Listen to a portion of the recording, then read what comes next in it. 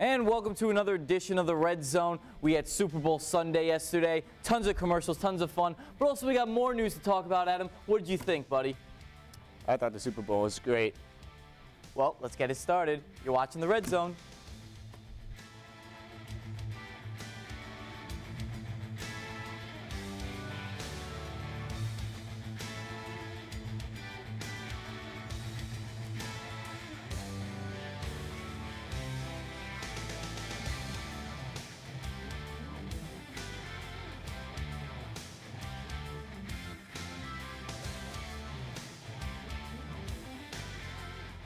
And as I said, welcome to the Red Zone. I'm Donnie Dwyer. Alongside me is Adam Ballin. Now, Adam, let's talk a little bit some Super Bowl. Yesterday was Super Bowl Sunday, Super Bowl 46, and the Giants came on top against the Patriots team that also was looking for a win.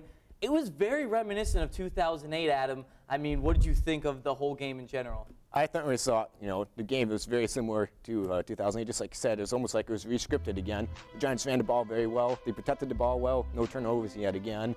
And this time they came out again on top. Eli Manning having yet another late fourth quarter drive for a touchdown. Tom Brady yet again didn't have enough time to finish it. Now here's my one thing about the game that was interesting was the fact that 2008 you had a massive catch by David Tyree. This Super Bowl you had a Mario Manningham catch. I mean, how similar? Then there were a ton of turnovers by the Patriots, tons of the front four. It felt like I was watching the same game in 2008 with the same ending. I felt like it was the same Super Bowl. Yeah, and I saw that Mario Manningham catch from number 82. I was like, it's just like, 42 all over again. It was exactly what the Giants needed. And just like you said, they had a great front four pressure. You got safety in the very first offensive play of the game for the Patriots. And after that, it was the Giants game. And I guess my question to you is, what did the Patriots not do that enabled them to keep that lead and had to give the ball to the Giants down at the end? It almost seemed like Bill Belichick just wasn't prepared this game, which was very surprising to me because, right away they had a safety. Right after that, they had 12 men on the field, and it was just this disappointing performance for the Patriots and Belichick. Well, another thing, it was a massively long game. It was 4 hours long, basically, to finish the game. Do you like Super Bowls that last that long, or do you like quicker ones, less commercials, or everyone loves the commercials, I love the commercial for this game, but it almost seemed like the game itself was also taking so long, and it was just, I was saying, after like 3 hours, I was like, okay, when is this game going to over? I know the score was kind of close, but it wasn't like it was a high-scoring, exciting game, but it was still a very good game. Well, here's the one thing I was going to mention was I felt like, in my opinion, that the Giants were a very lucky team. They fumbled the ball consistently, but recovered it. They were able to not get interceptions at key times.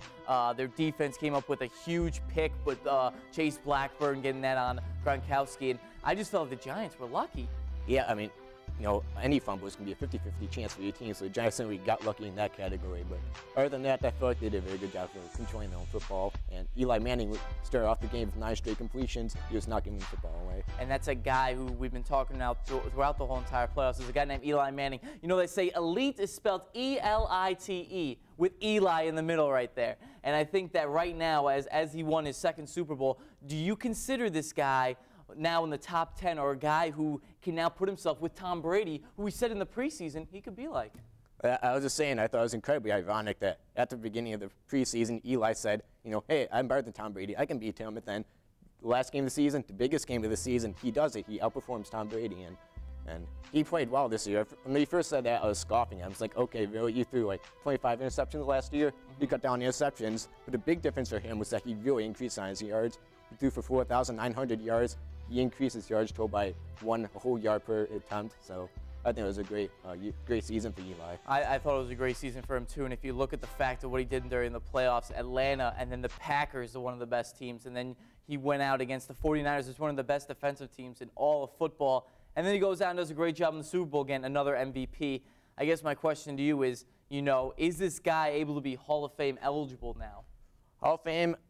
The Super Bowl stuff would give him a huge bump in the Hall of Fame, but if I looked at this guy and said, okay, just from quarterback's perspective alone, he didn't have that great Giants defense behind him both times, I'm still on the edge on that just because it's his 9th season. He's had 2 pretty darn good seasons, but other than that, I think he's still the definition of inconsistency. You think inconsistent? I think consistent. It's a guy who's been doing it year in and year out for the Giants. So my question now, we switch over to his brother, Peyton Manning, who's in all the talk in Indianapolis. That's where the Super Bowl was played. And I guess my question to you is, Peyton Manning is ready to play next year, so will he play in Indianapolis or is he going somewhere else? I think Payton's going somewhere else. The Colts cannot pass up a chance to get Andrew Luck. How do you get the first overall draft pick and still have Peyton Manning on the team? Peyton Manning is one of the greatest football players ever. And right now I'm seeing this could be a similar scenario to by far leaving Green Bay Packers. Could be a very, very ugly divorce between those two. But I think Peyton Manning is going to play next year, and I think he's going to play for a different team. You do. A different team. And my question to you with that, I guess, would have to be, Peyton has done it consistently. Is this saying that, money means everything? Because he has that massive deal. If he didn't have that big deal, I think he stays. But does money make teams do different things in the offseason? Oh, yeah, definitely. He's owed like $28 million by March 8th. And I think that's been what's got to be the deadline for the Colts for making that huge decision. And eventually I think they're going to realize, okay, we can get first rounders for this guy and still get Andrew Luck.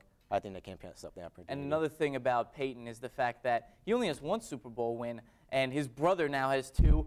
There's always that brother-brother comparison, but can you say that Eli's better than Peyton? Absolutely not. Peyton had 4 MVPs, and you saw what happened when the Colts didn't have him this year. It was almost like he deserved another MVP just for not even playing. Peyton's always going to be better than Eli. And a lot of people say that, but I guess my thing now, as we go to more football, is the Hall of Fame had a few decisions this upcoming Saturday, and they made Curtis Martin and a guy like Willie Roaf, 2 offensive players, into the Hall of Fame. What do you think of them putting them in the Hall of Fame, and do you think those were good decisions?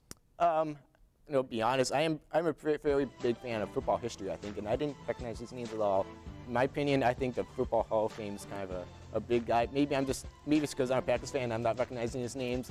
I'm seeing shot faces here, but so I honestly don't know what to say other than that. I think there's too many players that make the Hall of Fame every year. Well, here's my thing. Curtis, my favorite Martin, as Boomer would say, was just a great guy. Willie Roaf was a guy who you just depended on in the right side of the guard position. He could stop anyone on any side. And Curtis Martin was a guy who could give you 1,000 yards every single time, and was a guy who could catch the ball out of the backfield, as you see right here, and make plays and score touchdowns. That's what Curtis Martin was able to do, and I thought those 2 guys were good choices. There's always guys we talk about from the 50s, 60s, who you and I would not know who put in there. But you look at a guy like Willie Roaf, who opened up lanes like that for touchdowns. That is what gets you into the Hall of Fame. So as we go on, we welcome in our insider, Mark Freund, who's one of my friends, as he's a German made himself. And let's talk a little bit about some of the NBA and some MLB today. Now, let's start off with the Minnesota Timberwolves, a team that really has been up and down this year, but is showing its strides with Ricky Rubio and Kevin Love. But Kevin Love got himself into trouble this past weekend. What's the latest on his situation? Yeah, well, before I start, Donnie, let me settle this debate right now. Eli Manning, 2 Super Bowls, Peyton Manning, 1. That's all you need. But anyway, it's been a frustrating start to the season for Kevin Love, to say the least. On Saturday, Love let his emotions get the best of him when he stepped on the Rockets' Luis Scola during Minnesota's victory over Houston. Despite the fact that Love apologized to Scola after the game, Monday it was announced that Love will be suspended for the Timberwolves' next 2 games. The good news is that the games Love will miss are against teams with a combined record below 500, Sacramento and Memphis. It looks like the Wolves will have to try and get above the 500 mark without Love's 25 points and 13.7 rebounds per game, Tommy. And a guy like Kevin Love is a guy who you always want on your team. And it looks like an uphill climb for the Timberwolves for the next few days. But speaking about suspensions in the NBA, what's the latest on Coach Mike Brown of the Lakers? Well, apparently it was a tough weekend in the NBA, as Mike Brown was suspended 1 game for his actions Saturday, which involved Brown getting assessed a technical before bumping into referee Zach Zarba and promptly getting tossed from the game. A Laker loss to the Utah Jazz. In addition to the 1-game ban, Brown will not receive pay for the game and was also fined $25,000 by the league. Brown will serve his 1-game suspension Monday as the Lakers travel to Philadelphia for a matchup with the 76ers. And right now, that's not a game that you want to have your head coach be missing.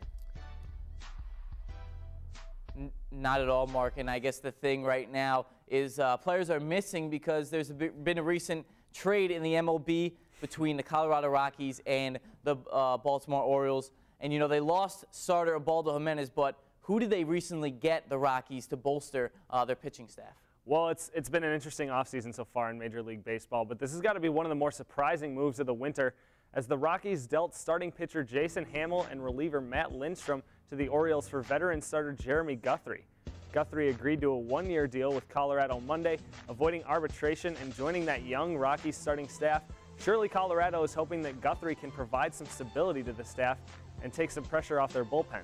But while Guthrie has pitched at least 200 innings in each of his last 3 seasons, he also led the American League in losses last year with 17. That's something that a lot of people overlook, but it should be interesting to see for sure where Guthrie and the Rockies go from here. Especially when you're in the great high mountains of Colorado, the ball soars. You could lose 17 games out there. Yep. But speaking of things that go high, but Jose Reyes of the Miami Marlins is now losing hair. Mark, what's going on with that? Well, though a new franchise, one of the things that the Miami Marlins are keeping in place is their longtime policy prohibiting long hair. Over the weekend, new Marlin shortstop Jose Reyes underwent a hairdo makeover on the MLB Network in order to comply with the Marlins rules.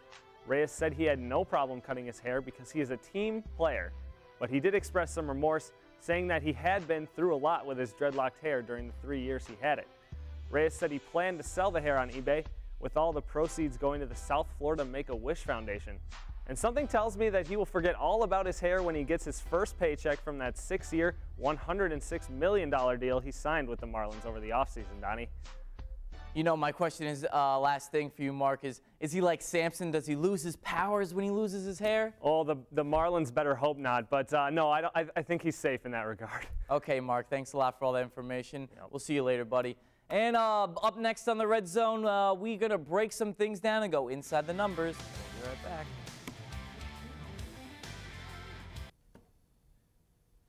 Welcome back to the Red Zone. It's time for some number crunching, Adam. Let's get it right into it where we break down some specific numbers that most people don't really look at. So Anthony Davis, the center from Kentucky, just passed Shaq for the most blocks in a season with 119. Is he the most ever elite shot blocker in the college game? Absolutely, I think so. When you look at 119 blocks like that, I think that number just speaks for itself. You look at the player you just compared him to, Shaq, one of the greatest players of all time. I think that's just he's probably right up there now. You know, one thing that a lot of analysis have been saying is the fact that Davis is much like Marcus Camby, who was under Calipari at UMass at the time and can be a top pick like Camby was, #1, who went to the Raptors. You know, my thing is they've been talking drafts with Anthony Davis. Do you see this guy as a #1 pick? Oh, yeah. I think strong defense like that will always get you in being a top 4 pick in the NBA. And you look at Hasheem Thabeet for a couple years ago, he was the #2 pick just for his amazing shot blocking. And as we see these blocks right now, what the timing of this is just impeccable by Davis, having 8 blocks in a game. Absolutely. I think, you know, when he sees how close he is to a record like that, I think that can definitely amp him up. And when you look at a guy like Shaq, that's just something that is really hard to do, especially when you're a guy at Kentucky where you have all-stars coming alongside of you. But now we're switching over back to the Super Bowl. Rob Gronkowski only had 2 catches for 26 yards. Was he the difference for the Patriots in this win? I don't think so. I think the big difference was just not Gronkowski himself, but some of the other Patriot wide receivers just not being able to hold on to the ball. You know, especially that last minute was very, very disappointing to see so many dropped balls from different players. And then I'm not going to pin this on just Rob Gronkowski. Well, here's the thing, and when he played against Denver, he had a ton of passing yards, and he was a guy who can set up in so many slots, catch the ball. Did it against the Ravens as well.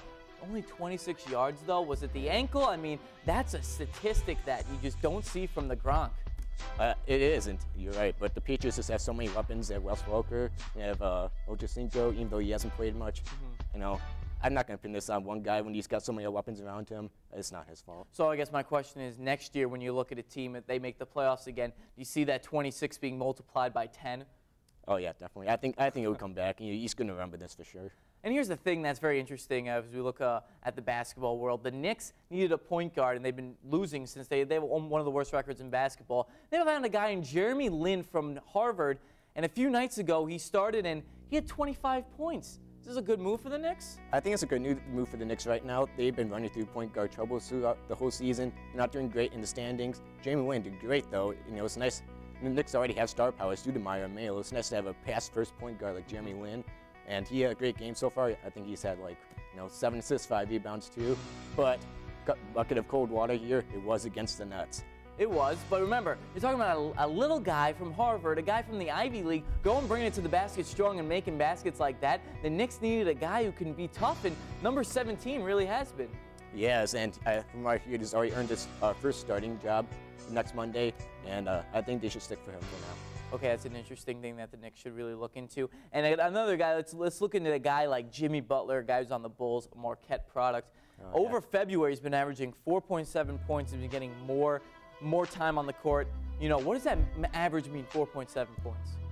It tells you, well, you know, Bulls small forward Lil Deng struggling. He has a left wrist ligament injury right now, and that's given Marquette alum Jimmy Butler his shot. And I think he's been playing pretty well. Against the Knicks, he held Melo to 4 points in the final quarter of that game. So he just showed up. Marquette already knew this guy has great tenacious defense. He knows how to draw a foul. But the thing is here, he's wide open whenever he gets the ball. They're not defending the ball. They're saying, okay, you have to go prove yourself first. He's been doing that so far, and then when he starts defending him, he's going to have to start bringing out his three-pointer and see how that works. It's true. When we look at campus here, he came to a Marquette game, and Ronnie Brewer, his teammate of the Bulls, said he's very much like Wesley Matthews, and Wes was the guy who went up through the Jazz, unrestricted free agent, and then got into the starting role. Do you see Butler maybe getting into the starting role? I know the Bulls are a phenomenal team, but as the season progresses, could he take over like a Ronnie Brewer type spot? I think he could take over Ronnie Brewer's spot. That's a good comparison right there, actually, between Jimmy Butler's potential, I think. However, this is so much star power. You know, Deng is the second best player on the team. Even though he has a torn ligament in his left wrist, they still keep him in there because they need him so much. I'm not going to see him getting too many more minutes this year. Okay, and that's it for number crunching. We looked at the numbers. Jimmy Butler, we'll see if he does a good thing. But you know what? Let's go inside the coach's box and inside the huddle when the Red Zone returns.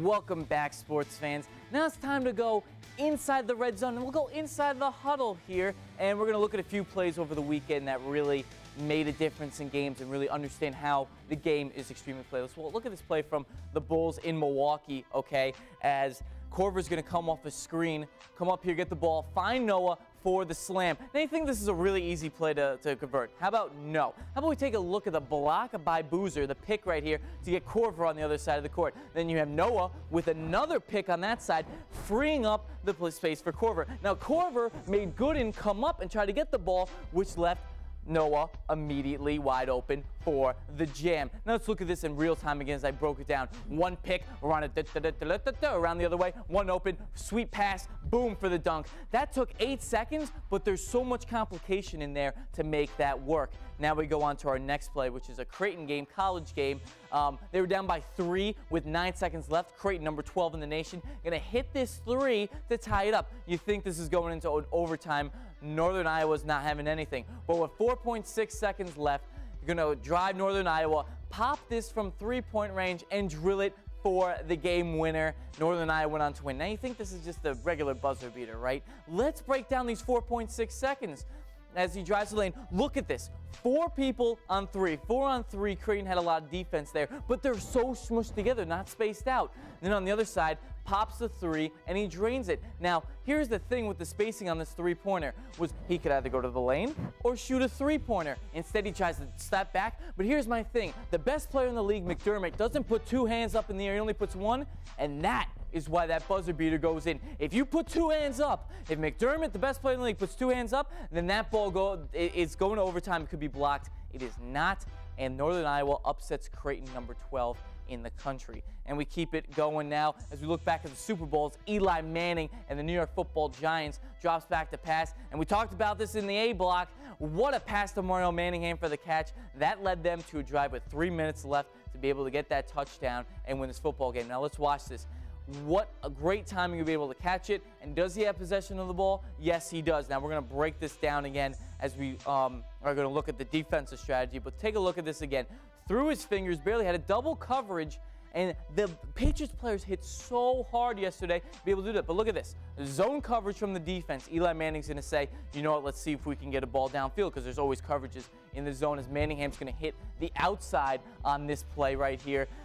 So Manning drops back to pass, and he's going to find this. Notice the double coverage right there. Manningham gets the ball. Now let's see exactly how hard it is to catch a pass of that commodity for a guy who's not known. Okay, he's got control of it. That's the huge part of it. Right there with the double coverage and the ref right in the way. So having your hands on it is the biggest part of making that play. And then surviving it from the hit is a huge thing. And to be able to hold it with the elbow down is another hard thing. Now let's take a look at it again. He's got it, but look at those feet. right in bounds to those 2 feet. A Giants famous Amani Toomer used to do this all the time, and also he secures it with his hands. If you have those 2 things, you'll be able to make that catch huge. And the huge part is when his elbow goes down, he doesn't lose it, doesn't bobble in there. So let's take a look at it one more time. Looks at the zone, Manning throws it up, perfect ball where no one can get it, and that's how it all is done. So that's at the football. Then we go back to the NCAA and college basketball. We look at Syracuse and a guy like this slamma-jamma on God's Gift Achua. You know what? God's Gift has been a phenomenal player all year. But when you have a guy like Mike Williams going to the basket and just drilling it on him, that is just a huge thing. Now, the reason why he was so open to get that monster facial is, let's take a look at it right here. Look at all this space he has to go to the hoop. Finds that, goes to the hoop, and just slams it home. Now, when you slam a facial like that, it's something that's hard to do. Take a look at it. It's mano y mano, slamma-jamma city. Okay, right there. Take a look at it again. Facial, right there. You know it's a facial when the guy is able to put a hand in the other guy's face through the basketball hoop. And, of course, the bench loves it. That's how you do it on the basketball floor. And that's how we do it inside the huddle. When we get back, we're going to have some quick hitters. I might hit you in the face. We'll be right back.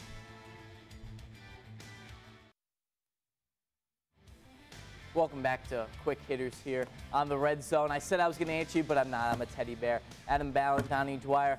Let's talk about some Marquette basketball right now. The Golden Eagles have been, skying high, winning 7 in a row. Then they ran into a Notre Dame team who's just as hot as the Golden Eagles, and they were able to not come up on this one. So my question is, what is Marquette doing? Are they doing wrong, or do they just run into a Fighting Irish team who fought like no other? I think you just have to hope that this is a fluke, because Marquette just played great. I mean, they didn't play great, I'm sorry. Notre Dame played great. They were shooting so hot that game. I believe they were 32% from three-point land before this game. And they shot 47% in this game, 11 for 23. And you just can't defend that. Marquette was playing pretty lackluster in that game. I think they played like they didn't want to be there. It was kind of very, very disappointing. And I guess my question is, they were down by like 11 with about 8 minutes left, and then once they hit a few other buckets, it felt like they just gave up. Yeah, exactly. I feel like, I'm watching DJO trying to defend this guy. He's just kind of standing there. He's half-heartedly putting out his hand. He's not putting his hand in his face, because that's how you stop a three-pointer. Got to get hand in the face, block the view. I agree. That was a huge thing with their defense, but I guess the thing is, did they miss Devontae Gardner that much? Were the inside they couldn't get anything going? That's what I first thought, but then looking back at this game, even Devontae Gardner would have made a difference in this. Just shooting that high from three-point land, you're just going to win the game. And I guess when the Golden Eagles are cold shooting from the field, does that really make them a team that's easy to beat? Or because they weren't able to force any turnovers, if a team shoots hot on them, you just can't win? Yeah, that's my theory. If you don't have Devontae Gardner, you can't get the ball inside to him. And DJO, this guy playing lackluster. Jay Crowley had 4 points. Vanderbilt couldn't finish at the rim. Then, yeah, you're not going to win. So they play DePaul tonight. Who are you looking for to have a big game? Oh, I'm looking for a defense to have a great game, just because they're having another very strong three-point shooting team, even much stronger than Notre Dame, actually. So I think they've really got to watch the three-point again and play strong this time, play like you actually care. Okay, and that's it for the Red Zone. Marquette plays tonight. We'll let you know in the future sports times on Thursday. I'm Donnie Dwyer along with Adam Ballant. Have a good night, folks.